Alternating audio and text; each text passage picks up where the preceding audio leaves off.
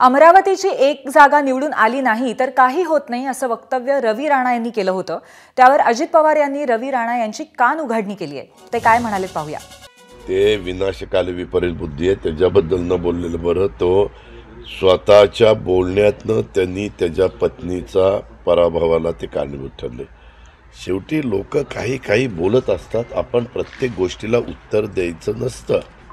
काही गोष्टी side track करायच्या। लोकांना फार नकारात्मक बोललेलं आवडत नाही, जनता सकारात्मक विचार करत असते आणि आम्ही ती लाईन घेतलेली आहे। आम्ही पण एकेकाळी त्या रवी राणाला समर्थन केलं। मी पण मागे विधानसभेला दोनदा त्याचं समर्थन केलेलं आहे। ठीक आहे, त्याच्यात काय बोलावं तर त्याचा अधिकार आहे। आम्ही आमचा उमेदवार चांगल्या मताधिक्याने विजयी करण्याचा प्रयत्न करतोय आणि तो विजय होणार। एबीपी माझा, उघडा डोळे बघा नीट।